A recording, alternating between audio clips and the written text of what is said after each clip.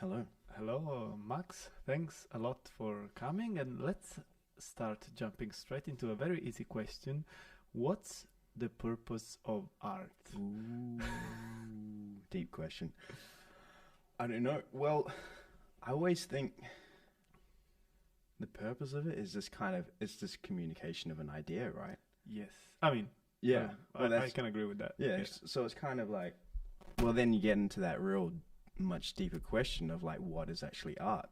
And then you go even deeper into that, and you're like, well, if I drop some pebbles on the floor, is that now art? Is that only art because I say it's art? So that it's a I don't know. It's a difficult question. Is it a matter of interpretation? Like, is it art to the eyes of who's watching or to the eyes of who's making it? Ooh, it's I suppose if someone like picked up their shopping and they put it into their car, Yes. everyone say, well, that's not art. But someone looking at it saw that they did it in a particular way and thought that that was amazing. Now that they have decided the way that they put the shopping into the car is now art.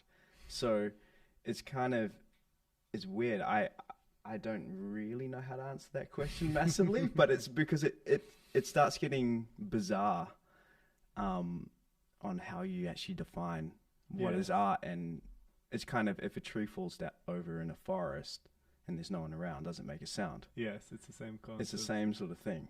So it has to. I think deep down, art is just communication. Yes. So the function of art is, my opinion is that like art is a way to try to fulfill whatever is missing in verbal communication. Like Yeah, try to fill that gap, expressing emotions or feeling or just trying to just fill a void. Because it's open to interpretation. Like yeah, if we both look at an art piece, it could mean something to me and something completely different to you. mm.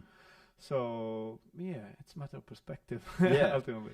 Because it starts getting strange when like what people say art is, because especially in the contemporary art world, Yes. it's most of the public are just going, what, that's going to sell for $1 million, and it would be an apple on a pencil stuck to a wall.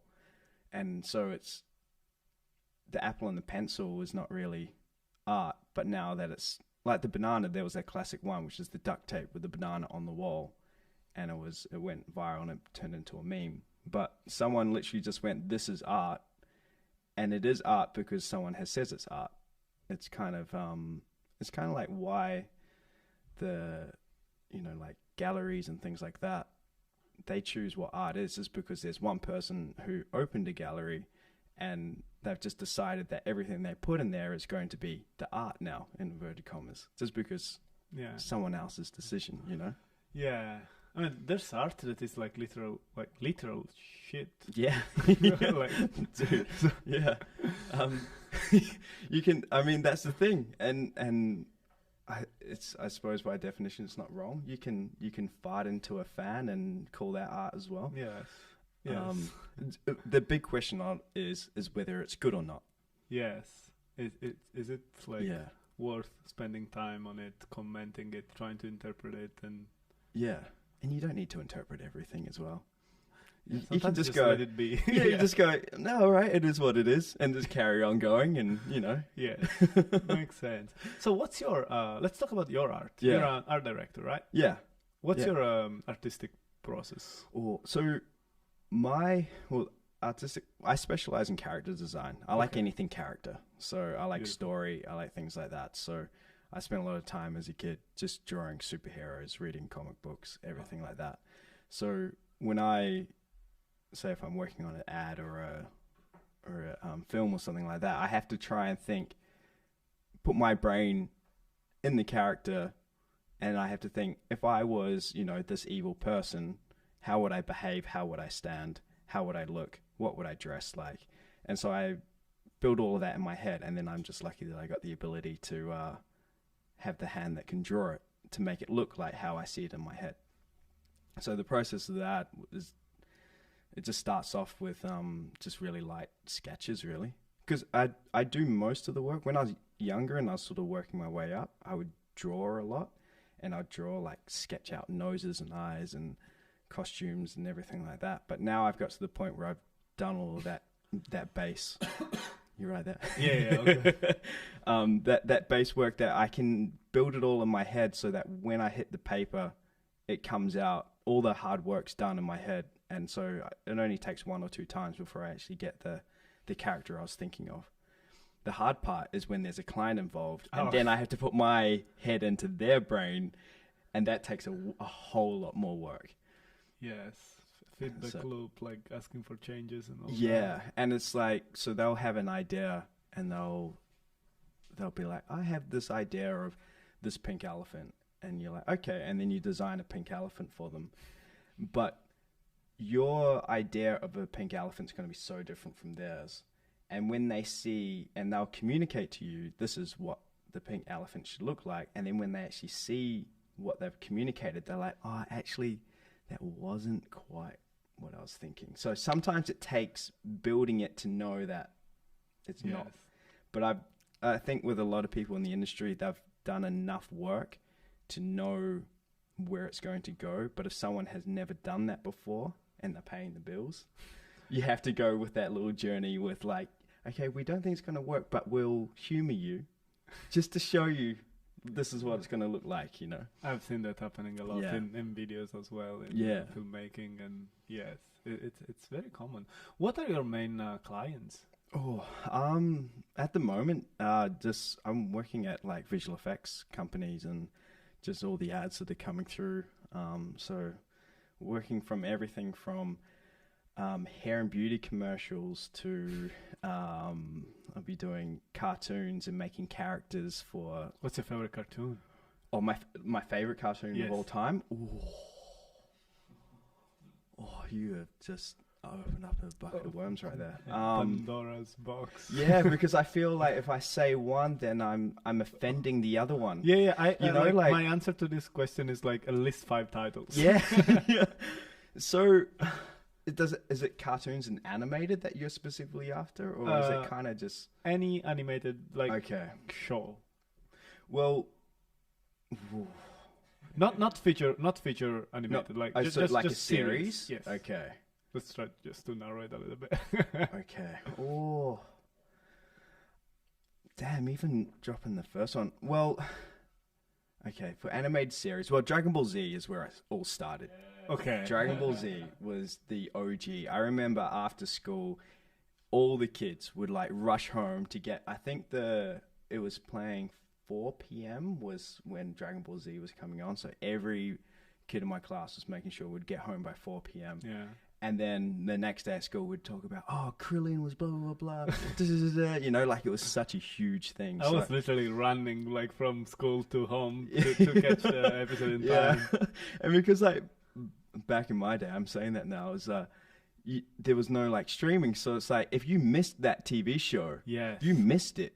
Yes. There was no, like, DVDs DVD was coming out, but it was later, like, months later, like 6 months later. So if you missed that, you were, like, done for. Yes. You were not part of the Cool Kids Club at that point. So yeah, definitely be Dragon Ball Z. I grew up on The Simpsons as well. Yeah, gosh. And then there's, like, probably, like, South Park as well and all of those ones. I never really got into that, like, too much. Yeah. I mean, it was okay. Yeah. I did like it, but it's not in my, like, pantheon. It's not in your... Okay, fair enough. I'm a little bit more mature than I'd probably say. That's why I enjoy it so much. I think there's a lot in, like, political... I don't know. I think it's good. I like the whole story. How it was created at first, and how it evolved, like, with the style and graphic and all that. Yeah. I've seen, like, the making of the very first episodes, and it was just, like, brilliant. Man, it's that they were so, like, a lot of luck came into that, but I'm so happy that luck was on their side because I enjoy it so much. Yeah, just some of the characters and the ability. I know, I like it. Yeah. Studio Ghibli stuff as well. Oh, Studio Ghibli. Yeah, I was yeah. gonna say studio, but I was like, oh, they're not really serious. They're a movie, right? Yeah.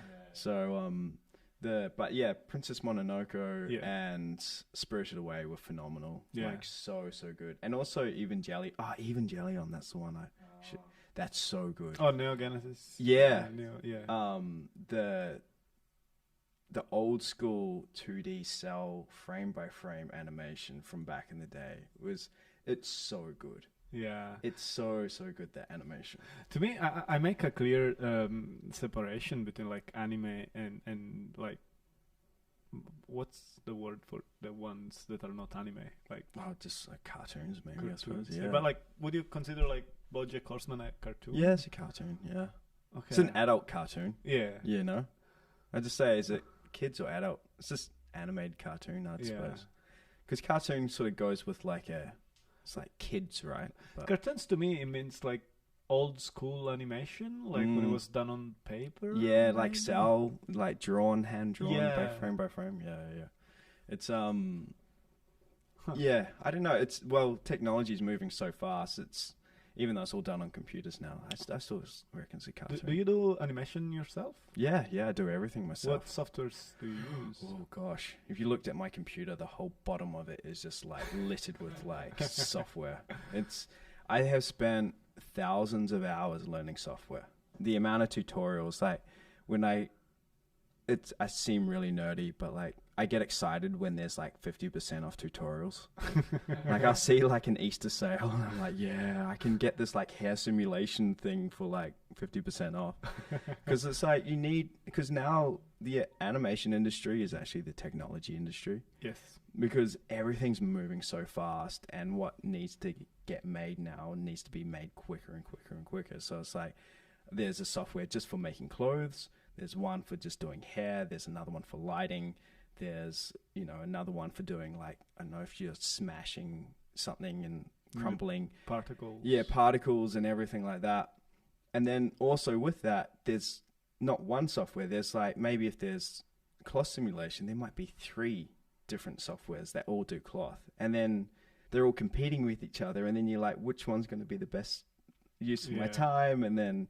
So there's a lot of like learning and sort of like keeping on top of the technology so that you're not falling behind. And that's just the animation. That's the drawing part that comes first. Yeah. Well, you got to, first of all, before you can animate, you have to make sure that your ideas are good. Yeah, even that. Yeah. Because no one wants to watch a boring animation. Yes. I think, I don't know, I could talk about cartoon and like animated show forever. I particularly like the ones that are very non-politically correct. Yeah.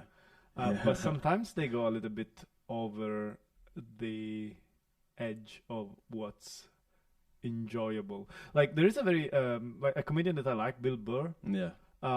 And he's the voice actor of this show. F is for Family. Yes. Yeah.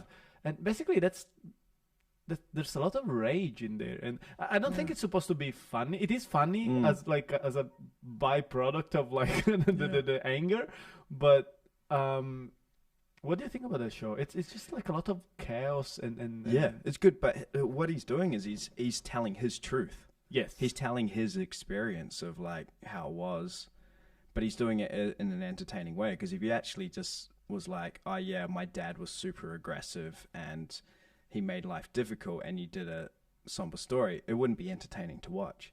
But Bill Burr, because he's a great writer, he's like, no, if we do it this way, I can tell you the story of how rubbish my dad was and be funny. Yeah. And so like I like it. Even I'm always really appreciative of people who make something, even if it's not good. You still made it. You still gave it a shot. It's not bad. It's not bad. Yeah. I actually cannot stop watching. Like when I have free time, I kind of like, okay, I'm gonna watch another one. It's not addictive. Like Midnight Gospel, I watched the whole thing in like a binge, and then I watch it again and again. Couldn't stop watching. He can just like Duncan Trussell, genius. He can just talk, and he'll go from like simulation theory, and then he'll talk about how to like make a really good fondue or something, and then he goes somewhere else about magic mushrooms, and then he comes back, and it's just amazing how his mind just like There's a carries lot on. of drugs involved as well Oh, in man, that so in many that thinking drugs. process. Yeah. What do you think about shows like Brickleberry or Paradise PD? Have you seen any of those? I haven't seen those yet. There's too many shows now. There's so many. It's hard to keep up. My overall favorite used to be Futurama, Yeah, so good. and I still love it a lot. It's just brilliant. But like, I think if I had to pick one at like gunpoint, I would go with BoJack Horseman. Oh, really? Yeah. Yeah. I've only seen one episode. Only one episode so far. I don't know. I relate a lot with the depression side of it. Yeah. Uh, Yeah. See, that's the thing, right? It's like every show has its little truth, and then you relate to whatever that truth is. So, like, you know,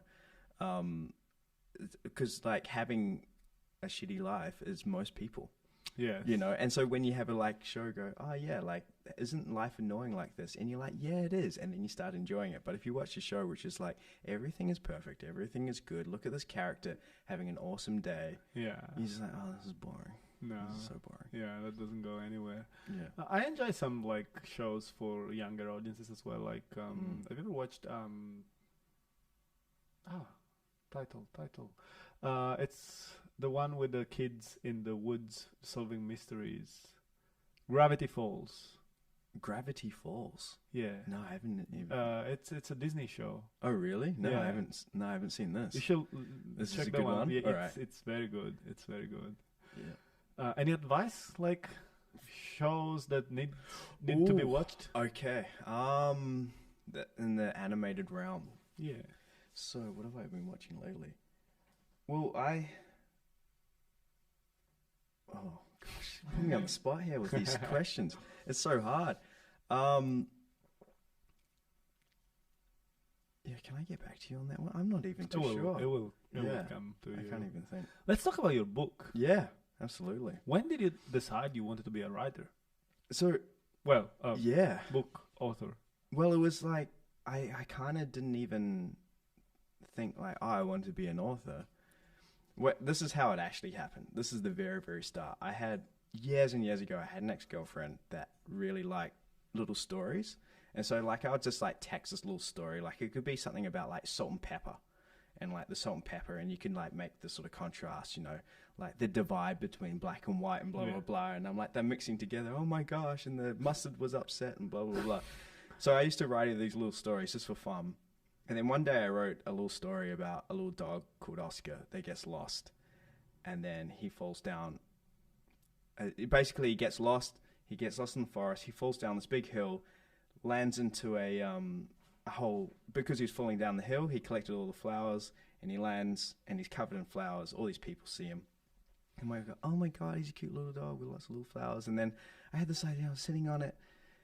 And the text gone, nothing was done, and I couldn't let that idea go. I was like, oh, that would look really cute. And I was like, maybe I should draw that.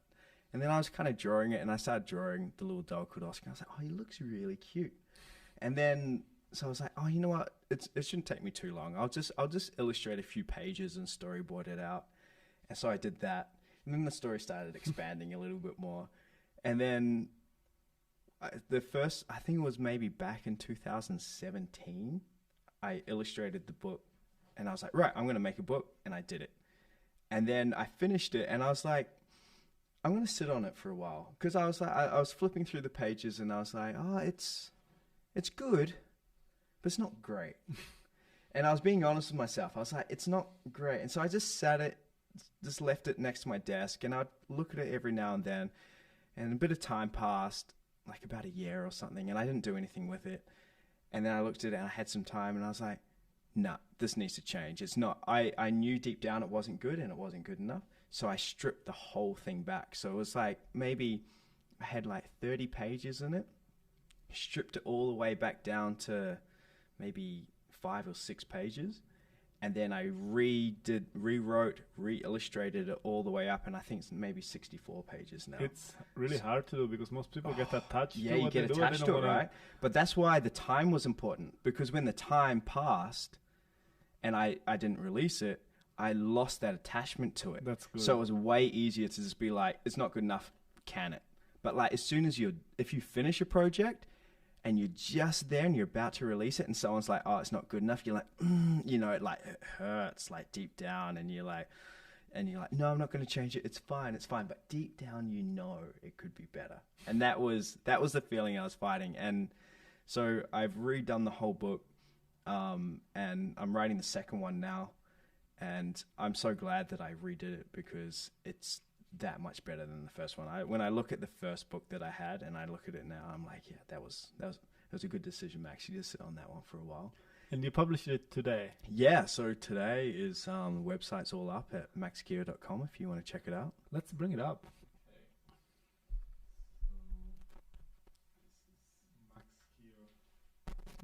Yeah. Okay. Max Gear is my middle name. Yeah, there we go. So it's the volume 1, and so the next one is going to be a sequel. Yeah, it's going to be a sequel. So I've got maybe 8 in the series. So there's 8 volumes. So he's basically. You already have the stories. Yeah, and you so just need to. I just need to put the work in now and draw it all. But I'm doing some animation tests at the moment as well. So I'm gonna. So you want to make a cartoon out of it? Yeah, I want to make it into an animated TV series. So all the animals you see, they're all based on my friends and family's pets. Oh, nice. So there's the ginger cat, which is called Fot, which is my mum's cat, which in the book is Friendly Orange Thing. Can I swear on this or not? Absolutely. Oh yeah, it's actually in the book it's Friendly Orange Thing, but in real life it's fucking Orange Thing. Yeah. And so and there's Thomas Wommers, which is my auntie's cat, and then the swan and the chicken, and they're all those animals are based in New Zealand. Why did you choose to do like a children's book instead of like a grown-up audience kind of? Yeah, story? It was easier to draw.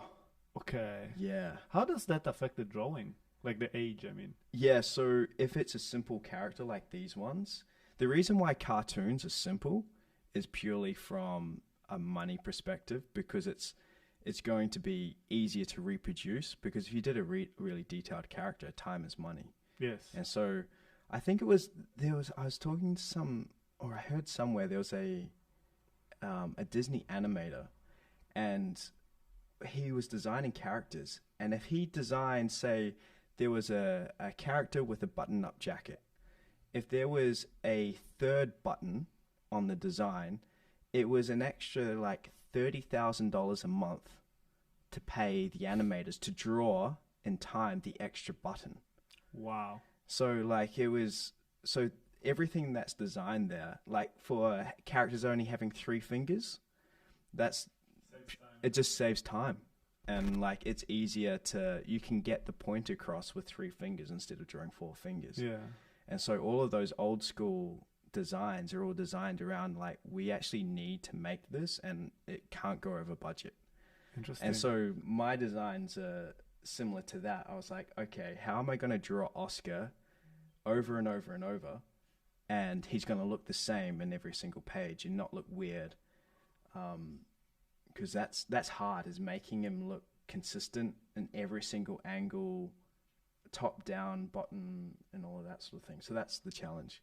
Is there any cartoon that you can remember that has like 5 fingers characters? In 2D? Oh, maybe in some of the anime. Oh, in the anime. Yeah, anime characters would, because they're more human based. Yes. So they have to do the full 5 finger characters. Yeah, because they come from manga. Yeah. Like there's one that I used to really love. It's called I don't know how to pronounce it. Berserk. Yeah. Have you ever heard of it? No. Can you bring it up? Dude, it's like, have you heard of this? Nah. Like every single the time. artwork that this guy's drawing is just like mind blowing, and that's why like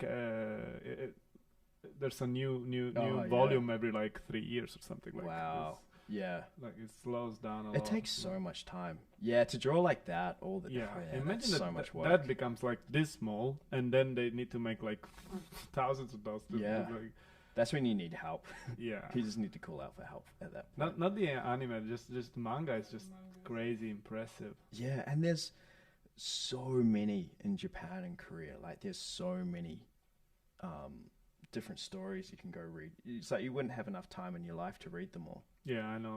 But even this one, like sometimes I just forget that I was following the story, and then I remember 3 years later, and I check like how many volumes are there that I didn't read. 1. Yeah, yeah. Okay, Yeah, I can catch up exactly. easily. Yeah, I mean, yeah, it's funny. I get a lot of people when I tell them what I do. It's like, oh, I've got this really cool like idea. And I'd love you to draw it for me. And they tell it to me. I'm like, that's like a 50 full page illustration thing. This is gonna take me like a year to finish.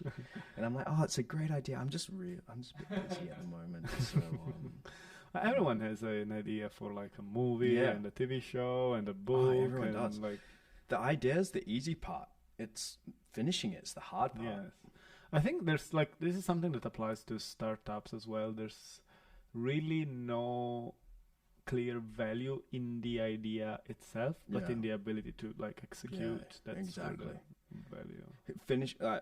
Finishing, like even with the Oscar book, finishing was a mammoth effort. I can imagine. Like it was so hard to actually decide and go, okay, this is worth releasing. And then right when I thought I was done with the book, then I had to set up the website and then figure out distribution and that stuff I'm just not even into.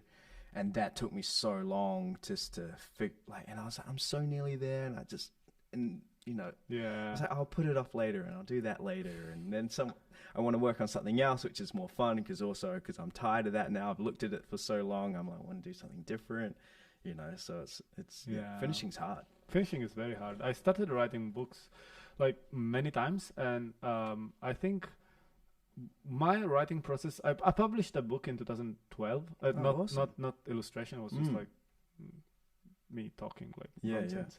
Yeah. I started many times, and then I would write some notes, some pages, few pages or a few chapters, and then I was like, okay, it's not interesting. Just put it in a folder. Yeah. And then maybe after 6 months or after another year, I would start another thing, and then that wouldn't go anywhere. So 6 years later, I just realized I've started so many things. I'm gonna just like reread everything I wrote in the past 6 years and find a way to glue them together. Yeah, sick. And that's Awesome. when I actually committed to the project. And then basically half of the book was already written, and I just had to finish it. But it was an interesting, stupid way of doing things. But at least I got the book done. It's awesome. Well, the whole point is that if you finished right, and also you have to recognize the moments where, like there is a time that you have to put some things down and come back to it. Yeah. Because sometimes you're just not ready yet.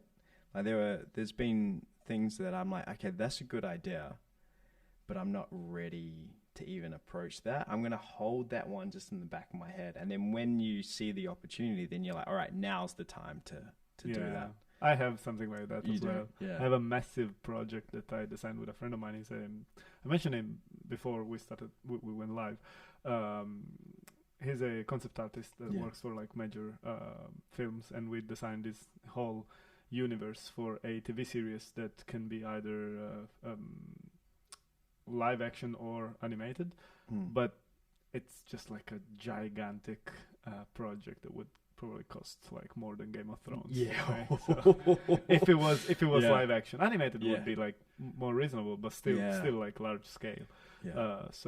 That's probably not the right time. I've got those dreams as well, and you just think like, honestly, it would be the best story ever told if you just give me $100 million. Yes. Like, just give me $100 million. I'll show you. But sometimes, like, it's frustrating to just go to the movies and watch movies that they cost like $50 million, and you go like, I could have done so much better with half of that. Yeah, absolutely. Do you know what I just feel? I feel, and it's the success of the movie, because I know all the directors, everyone that's working on the movie are all people that love to do what they do. And I feel that the people that actually have the money, like they need a return on investment. Yes. And which I totally understand. If you're going to spend $100 million, you kind of want to see your money back. You want to see your money back, right? And it's a real battle between the person with the money and then the person with the creative idea. And it's like the more bigger the idea is, the more risk. and you could either make it big or you can absolutely flop. And it's there's no right or wrong answer, because like if you do kind of make the money thing, that means you can make a second one, and then the cash flow keeps going. But then, man, if you screw up, you screw up so bad. Yes. You know, and that's not a good time. I remember I was working on Lego Ninjago, Okay. and I was doing designs on that, and I was That's a cool. yeah, it was film. it was a cool movie, and I remember That was the one that came before the Lego Batman, right? yeah, I think so. Oh, they were kind of no, after Batman. Wait, I can't remember. It was a few years ago now. I remember I loved Lego Batman. Yeah, It like, was so yeah, good. it was so good, man. Some of the technology in that to make all the animated blocks at Animal Logic, they did a really good job on that. I worked on Peter Rabbit when I was there as well. Okay. But I remember seeing the director for Lego Ninjago, and he's just sitting on a chair or outside, and he was just having a cigarette, and he just looked defeated. Like, he looked so defeated. And I just walked out to him, and I just said, oh, you know, hey, how are you going? And it was, you could see he was so frustrated, because I think he was having this real battle between the client and what he wanted to do and the idea. And I Tell could me just about see that he was just like, you know, this is his little baby. This is his idea. And he was just battling to try and get what he wanted at the end. And I was just like, oh, like that was the one time where I was kind of like, maybe I don't want to be a director. Like, I can tell you a story. Like, I can relate to that like 1,000,000%. yeah. I was the director, writer, and host of a TV series on the Italian TV a few years ago. Oh, awesome. No, you would think so, but no, for the very same reason. Yeah. I came to them with an idea, with a concept, and with Yeah. a pilot episode, and then they were like, "We love it. Yeah. We want to do it. We're gonna produce it. Fantastic." Awesome.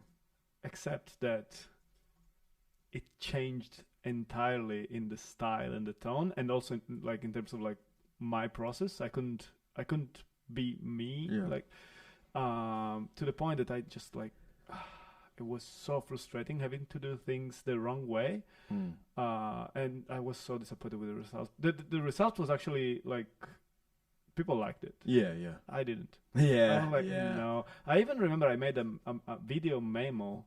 Like I took my phone like one of the last days of on the shoot. I took my phone and with a selfie camera, and they're like, "This is a message for my future self. If you're thinking of doing 6-on-2, just don't." Oh, brutal. That was yeah. But then I changed my mind because they asked to do it, and then it got cancelled because of COVID and so. Yeah. Okay. Anyway, but yeah, So it can be frustrating. So in terms of the reason why you stopped enjoying it was it started to become the direction of someone else. There was a lot of like power games being Yeah. played in a way that was not bringing advantage to anyone. Yeah, Really, like it okay. was just like matter of pride of some of the producers. Like, we want things to be done this way. We know that it's not gonna like produce the best results, but this is how we do things. I'm like, Oh, really? Okay. Why? Yeah. why would you ever do that? Yeah. Anyway, yeah. Is it like new way versus old formula? Was that what you're up against? I really You don't know. I don't know. Yeah. No, I was so lost. Everything happened like really fast. Like one day we were on the same page. Next day I'm on a flight to like the other side of the world, and the next day like everything changes, and I need to do Oh. things like in a Brutal. way. Yeah. Yeah. So it's like it's one of those things. Yeah, you're so lucky if you jump onto a project, you pitch the idea, and it goes smoothly, and it comes out how you pitched it. Like, you're so lucky if that happens, because there's been so many times where I've jumped onto a project and I'm like, this is going to be the best project I've ever worked on. This is going to look so awesome. And then you get a few weeks into it and you're like, oh no, what's going on with this? And then some of the decisions, and the clients come back with a few suggestions, and you're like, oh my God, okay. And then, and then at that point, my brain switches to like, you're just getting paid, dude. Just do what they say. Yes, yes. But Yeah. when they're the face of the product, it's fine. Yeah. When you are, it's kind of like, this is Max's work. Yeah. And then you hate it. It's I just know. like- Whoa. Yeah. Ooh, Like, yeah. let's say somebody told you like to do that book in a completely different way, in a way that you hated it, Oh, but yeah. it's still your book, and Yeah. like your name as a Is writer, on it. owner. Yeah, that would be brutal. yeah. Yeah, I couldn't do it. I think also the book was an escape from my normal work because it was great because there was no clients. Yes. There was no clients. I draw it this way. Do I like it? Yes, I do. It's staying in there. Can anyone tell me to take it out? No, they can't. Yeah. That's the best feeling ever. Oh, it's so good. It's so liberating. It's I think it's in every industry. Like if you're an architect or something, or a builder or whatever, you're going to come across the person that's paying you versus the way you think it should be done. Yes. And it's a never ending. There will never be an answer to that battle, I don't think. I think once you reach a certain level of like, you're recognized as an authority in a certain, I don't know, like. Yeah. Well, the only thing is, this is Like- the thing that I don't like. If you go to the doctor and you're not feeling well, and the doctor goes, we looked at your results, you actually have cancer. And then they go, well, hold on, I'm the client here, I'm paying, I don't have cancer, can you write me up for a cold, please? That's what I feel like most of this is. It's like, well, hold on, why did you go to the doctor if you felt sick, if you Yes. knew that? It's like I've been sitting in ad agencies and they will hire a copywriter that I know is really, really good. He will write something, they send it to the client goes, oh, that's amazing, that's really, really good. Here, I've rewritten everything that you've done, sent it back. And then he's just kind of like, well, do I have a job? Like, why? You just wrote your own thing that you paid me to. It just made no sense, right? So Some people are like that. They need the inspiration, but Yeah. they don't care for like the actual work Yeah. that people put in. yeah, it's almost like you're running an Olympic race and you hire the fastest man on the planet to run the race, and when it gets to the last 10 meters, you're like, okay, I'll jump in, and then you race that last 10 meters, and then you go, I won. Yeah. It carries you. Yeah. Well, And there's this guy huffing and puffing, and you're like, aren't I an amazing athlete? I just bet all these other people. yeah. I mean, in a business scenario, it kind of makes sense that like, if the client pays, they pay to get whatever they want. Yeah. That can be your work, but that can also be like they just need to clear their mind. Like I mean, So there's one way that I describe it is I say that I'm a wrist for hire, which is what I am most of the time. It's like they have the idea, they just don't have the ability to make it. They hire me that's a bit to make it. humiliating. It is, but it's what pays the rent. Maybe not humiliating, but frustrating. Yeah, it's frustrating, right? Because it's like you can make it look so much better, Yes. but you can't because you still got to do what they're asking you to do. So And when you work with directors and producers, what basically you're like, regardless how good you are at drawing or at writing or at directing, basically the main thing that you need to do is to be able to grasp their vision and make it like transform it into reality. So unless you become your own producer, then that's the job. Be a wrist, it is, or be a pen, or be totally. And look, it's exciting when you actually meet someone who has an idea and you trust them with that thing, and you're trying to make their idea look amazing. Then that's an awesome experience. That's really cool when you work with someone like that. But yeah, it's just Guys, we have a question from a viewer. This This is to Max. yeah. How would you tell the COVID pandemic story in a children's book? Interesting. Who's asking? From Grazia. Okay. Yeah. Thanks you, for the Grace, question. How would I do the COVID as a children's book? I would probably go. It would probably be the Lost Lonely Virus. Okay. So I'd probably go the origins of the COVID story. So there's this little virus, and he's sitting on the back of a bat where it's really, really cold, and he's out in the back.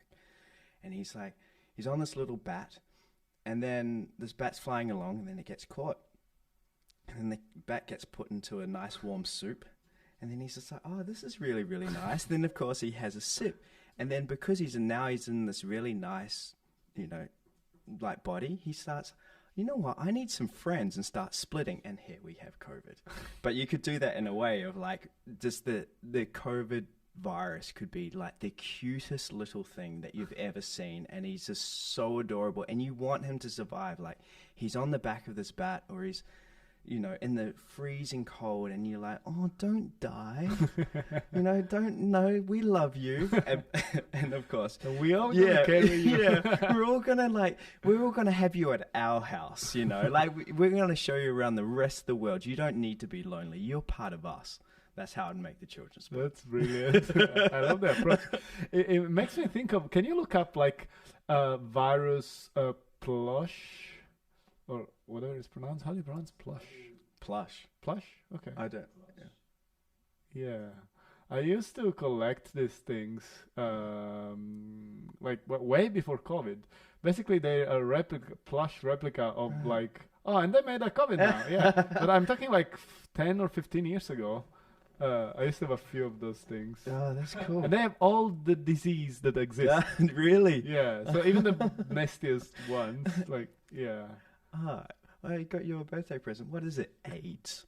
Yeah, I think it's the black one. Oh, is it really? Yeah. Oh, and then you got one that looks like a little swirly poo.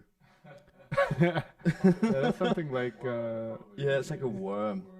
Parasites freak me out, man. Yeah. Those things are scary. Oh my gosh, look at that. What on earth But is they're that? Cute.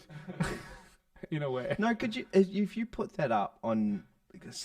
I'm not good with spiders, eh? Oh, okay. You're from New Zealand. Yeah, I'm from New Zealand. You should be used to spiders. No, not here. You should be used to spiders. New Even Zealand, more here. New Zealand, they're just they're like chill spiders. They leave you alone. Over here, they can put a web across the entire footpath, and you walk through it at night time. I still have the one on the left, the blue one, that was a common cold, and a there's bunch a of common. others, but I can't remember what they were. Yeah, I used to use it to give them as presents to my friends for their birthdays. Like, I gave you, whatever. You already gave me herpes. So yeah, that's so cool. I'm glad that someone took time out of their day to make cute viruses. It's really cool. Yeah. I mean, what's that one? That's antibody, it says. Oh, is that the so that's the so would the antibody be the enemy of the COVID?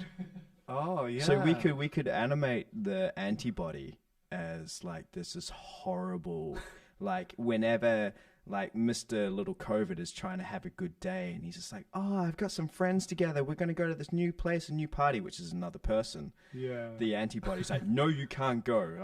I won't allow it. And maybe he's a super fit person, and this is like strong antibody. Yeah, strong antibody. And he's like coming. He's like a Chad, and he's got some veins going up his neck. He's like, no, you can't. This one's cold sore. Oh, so that's the herpes virus. Yeah. Sick. I never had that one. I never got that virus. Oh, you've never had that one? Oh, okay, sure. I don't get cold sores a lot. Have you ever thought about doing like animated YouTube series?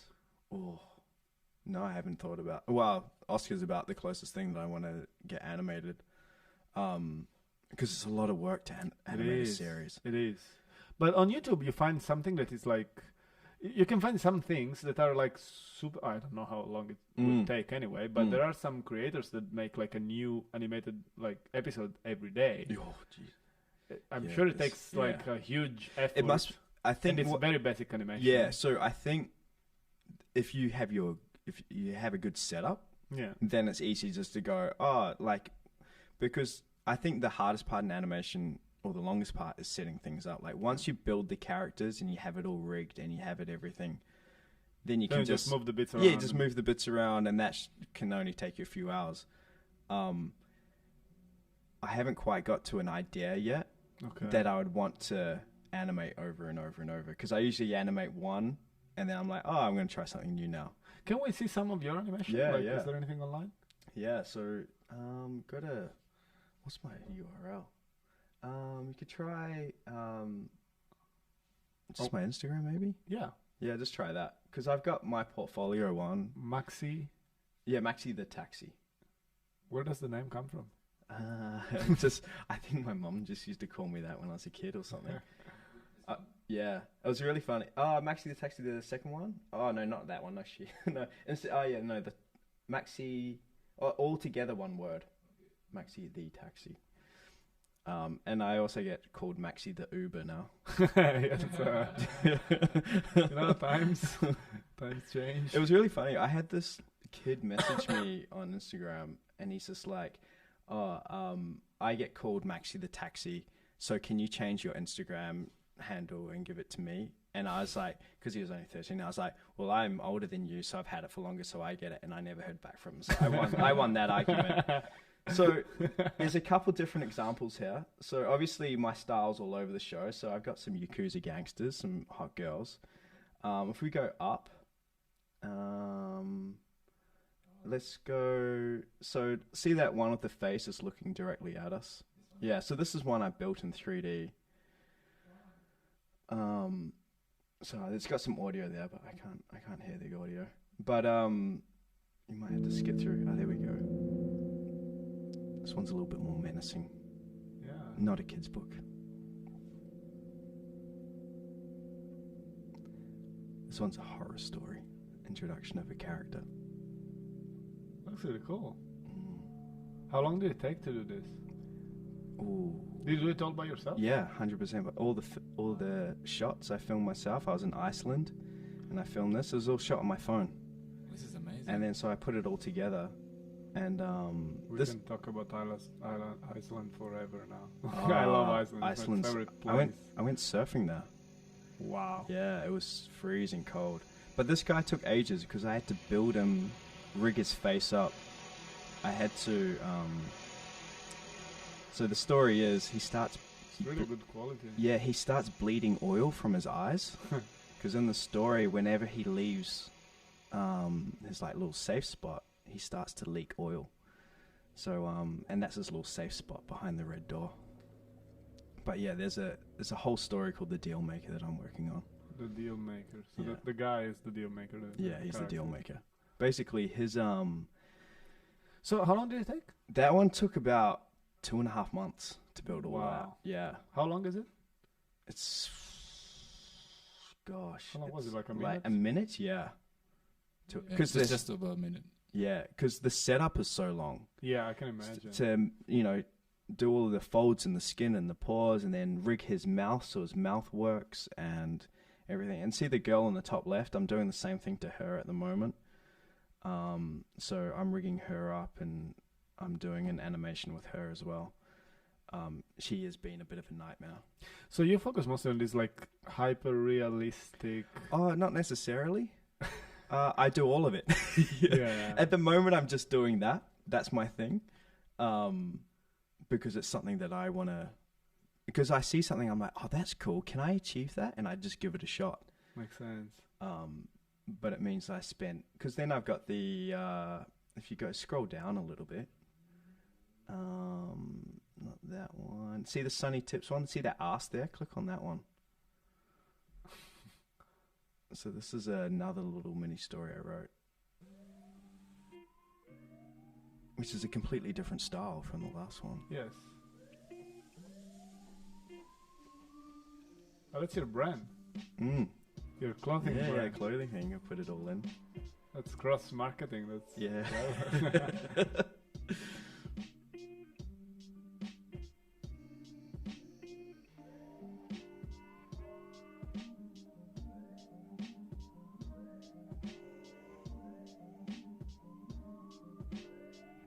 Yeah, completely different style.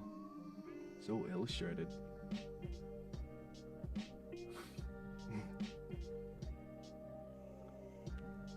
Yeah, so this one I did a long time ago, so I've improved a lot since then, but But still looks cool. yeah. So about the same, like a couple of months. Yeah, about the same. Yeah, because all of that background, all those characters are all drawn from scratch. Wow. Yeah. How long? How many softwares did you use to make like these two? This one, so see the clothing, that's Marvelous Designer. I then set it all up in Maya, use Redshift to render it. I use Substance Painter to texture it. I use ZBrush to model it. ZBrush is good. And then what else? Oh yeah, I use Blender for that shot there as well. Blender? Yeah, Blender 3D. And then I use After Why do Effects. you need Blender if you what? Okay, that surprises me. Why do you need Blender if you use Maya? Like, can't you do exactly the same things? So Blender's really cool because it's got the real time render engine, so you can see exactly what you're building. It gets like real technical and kind of a little bit boring, but they're both good. But they're good in certain situations. Like Maya, it's more stable. Maya. Okay. Blender crashes a lot. I've lost so many hours of work because I'm working, and then it just all plops and it just doesn't work. But if I throw it into Maya, it doesn't give me those hassles. Okay. It gives me other hassles, but at least it doesn't crash. And so Blender's nearly there. It's not quite there, but it's getting close. But I've had a lot of crashing issues. What do you do with After Effects? I thought that was mostly for to do like motion So After graphics. Effects, there was some chromatic aberration on there when you see when the beat hits, I play around the chromatic aberration, change the colors, do a little bit of color grading. See the exposures going in and out. That's done in After Effects. Okay, so you use After Effects almost like Nuke in a way. Yeah, pretty much, yeah. I guess After Effects it's so more like... I can show you one that I did in Blender. Yeah. So if we go back, Do you use Nuke as well? I don't use it. That's too much for me. If we go down, up a little bit. Sorry, up. What was it? Gosh, I don't even know my own Instagram. So you have to go down again. It's Yakuza Gangster. Oh, where is it? Oh no! Oh wait, sorry. Go up again. See that the purple one, that's a sick drawing though. I want to print that one up. Yeah, actually, I can show you. See the girl there? See the one on the right? That one there. If you click on that, this is a cool animation technique I've been practicing with. So this one's using EB Synth, and so what you do? So that's my friend Valeria, and I filmed her, and then basically you can draw over the top. And then it uses AI to track the drawing over the live action footage. Wow. Oh, that's cool. Yeah. And so I was playing around with that idea. And if you click off that one and check the wave underneath it, I tried doing it on a wave. Oh, no. So if you click out and go back to my main page, and then see this that one there? Yeah. So this one here, so it's like, it's a wave breaking, but you can see the brush strokes. So... Yeah. And it's using the same technique of blending these illustrations and using the AI technology to blend it all through. This is crazy. Yeah. You get some really crazy effects, like see how it just all goes like glitchy like that? Yeah. So that's another cool thing. And that's just me like trying to keep on top of the technology and practicing it. This style is super cool. Yeah. And it's only getting better as well. What about clothes? Like you said like that there is an app just to design clothes, right? Yeah, Marvelous Designer. Yeah, so and that's for like to animate clothes, basically. Yeah, like you create a model there and then so you actually have to learn how to make clothes from scratch. So say for like this t-shirt, it's 2 bits of cloth stitched together, but you actually have to figure out the pattern to get the look that you want. Yes. So like it's really, really difficult because I'm like, I'm going to make a nice big cocktail dress for this girl. But then you like, well, how do you figure out the patterns to make it look believable? And so I've spent so much time looking through patterns from designers that they put up online and seeing how they're building it. And then you put it in the software and then you wrap it around your character and then you have to stitch it all together, and maybe you might think, oh, it looks really good now when she's standing still, and then you animate her and then everything flies off and it gets twisted up and things break and you're like, oh my goodness. So then you have to figure it. It's like all this like trial and error and problem solving to to get through it all. But it's fun. It's good. I enjoy it. And is that led you to like design your own clothing line? Oh no, the clothes thing came from. This was before I was doing all of that. I had a jacket that I was in Paris. Okay. And I was with a friend of mine, and we went to the shop, and she worked as a model, and she's like all like fashion-y, and she's really into all of that stuff. And she was like, Max, try on this jacket. And I saw it, and I was like, nah, it's not for me. I don't wear it. Was like too hipster. It was like too cool, you know? And I was like, no, I don't wear it. I don't wear that sort of thing. She's like, no, try it on. I tried it on. I put it on. As soon as I put it on, I looked at her, and she looked at me, and she's like, you have to buy that, right? And I was like, damn, I do. Because it felt so good. The jacket was awesome, and I just loved it. And I was the first time I'd actually worn something and gone, I love this. This is good. I feel good in this jacket. And because Paris was cold, it was winter time. I wore it all the time. I came back to Sydney. It was way too hot to wear that jacket, and I couldn't wear it. So I was like, oh, well, can I try and make one myself? I was trying to find other jackets that were the same, that weren't quite as hot, but I couldn't find anything I liked. And so I was like, I'm going to try and make my own one. And so I got a couple denim jackets, and I started doing embroideries on them, and I did a few things. I did one embroidery on a guy's jacket, and I did a lotus flower on the back. But then when I wore it, it felt too feminine, and it didn't fit well with me. And then I had some friends that were girls that tried it on, and they looked amazing in it. And then they were like, hey, can I borrow your jacket? I'm going out to this dinner. I'd love to wear your jacket at the dinner. And I'm like, sure. And then some other girls asking for the same jacket, and then they started like competing over the jacket. And I was like, oh, maybe there's something here. Yes. So then I started making more jackets, and then I started going from the jackets to the t-shirts, and then I started spray painting up like shoes, and then I've made a few shoes for people and like t-shirts, and that's a whole another thing that I just sort of dived into, and it's taken up a lot of my time, but I enjoy it. It's cool, like just spray painting up a t-shirt and wearing it, because then you're the only person in the world that has that. Unique. Yeah. So that's a side gig, like, you know. It's not the bread and butter of my income, that's for sure. But it's a really nice creative outlet, and it's really cool when I see people wearing it and enjoying it. So yeah, that's the buzz that I get from it at the moment. I will be doing more. It's just getting it set up, because if I say, oh yeah, I'm making them, and then I get 100 orders, I'm not ready right now to take 100 orders. Makes sense. Because like the distribution part of anything is like just as important as the product. Yeah, absolutely. And I don't want to annoy. If you can deliver, then you don't have a product. Exactly. So, but you know, that's something I'm definitely working towards. So like, give me a little bit of time. Once I get the book sorted, makes then sense. I do the clothes. Priorities. Yeah. I'm not really too much into fashion design, like, but one thing I care about is in jiu-jitsu, like I like to have fancy gis.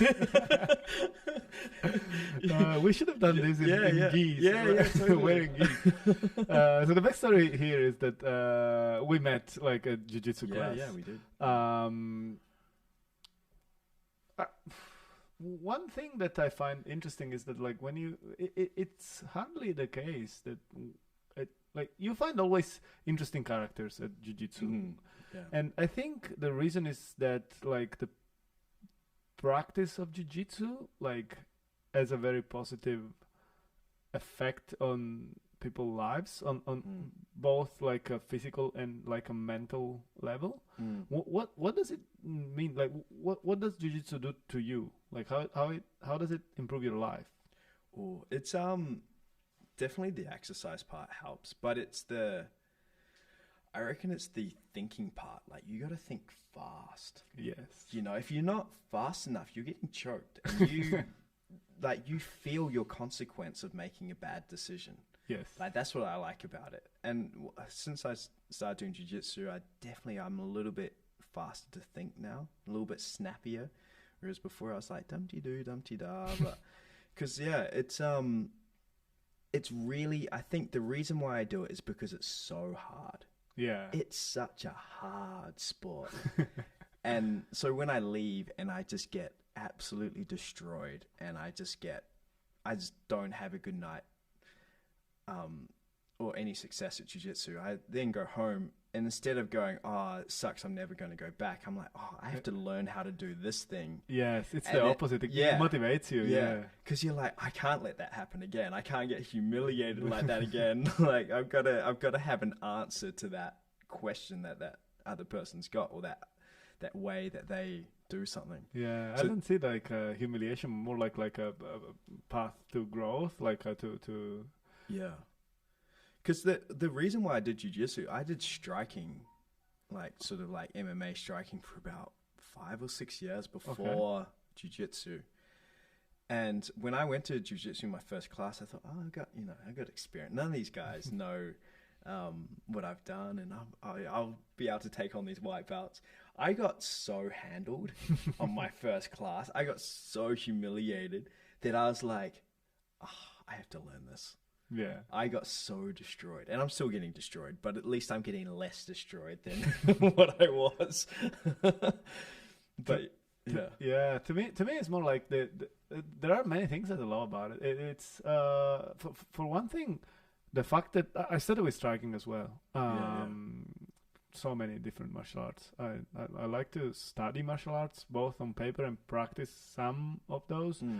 But when I first approached jiu-jitsu, I think somebody made me watch it, and I was like, this is the most boring thing ever. Yeah, I And then they know. were like, just try it. Just try once. Yeah. And it was like heroin. Like, I tried it once, I was like, Yeah.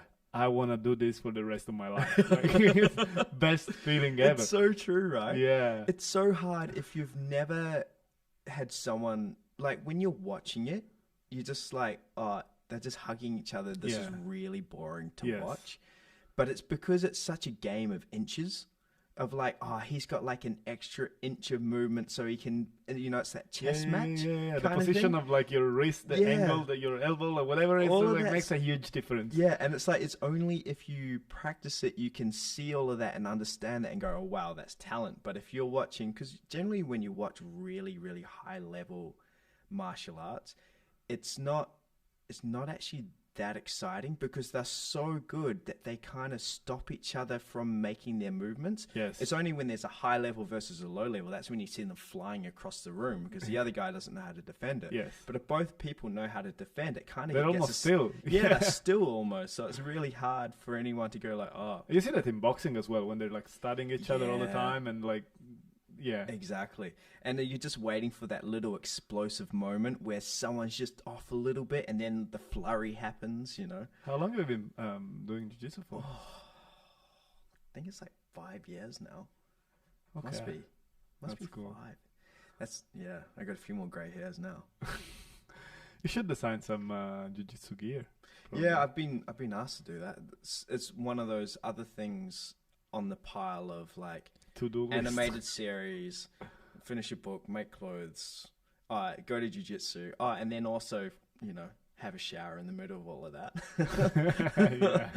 Like, remember to eat and to sleep. Yeah, oh man. And it's because there's only 24 hours in the day, and you sleep half of that. Well, not half of it, but Yeah. But- Do we have any other questions? No, not currently. But can we please have a look at your book? Actually, Oh, yeah. And could you point it to the camera so we can here we go. have a look Here at we the go, design? Oscar. There we are. Great. There we are, and here's a little thing. So there's the cover, and I tried to design it and illustrate it so kids can read it, or like look at the pictures, and then the parents can read it out loud. So I just left it Nice. one side on the other, because Yeah. me growing up, I struggled with reading, and I just loved comic books because I could follow through with the pictures, but then the words were there, so then that kind of helped me understand what was going on with the words. So I kind of tried to do the same thing with that, but I just find that when you draw over the top of the drawings, it gets a little bit messy. So I was just Can like, no, distract. yeah, I'm just going to have a whole page for words and a whole page for drawing, and I'm going to keep it really simple. That's So, a good artistic So, yeah. choice, stylistic choice. Yeah, so I'm just hoping, it's my first little go out there, and I'm just hoping that kids will enjoy it. Fantastic. Any scheduled date for the release of the second book? Not yet. No, I don't have that. Got to do the animation tests first, and then write the second one. But I reckon maybe end of the year. Okay. Have the second one. Oh, fantastic! So that'd be good. So Christmas time, everyone. Yeah, perfect for gifts. Yeah. So we can have I can invite you again. Yeah, and yeah, we absolutely. can promote your book again. Yeah, yeah, and this That's time, so on Netflix, we're having the first issue. And, I hope we have that conversation. That'd be awesome. Oh, that'll be cool. That'll be cool. Okay. In the meantime, until I see your show on Netflix, thank you a lot Thank for you so much for joining having me. And if you guys liked this show, please subscribe. And good night, everyone. Yeah. Thank you so much for that.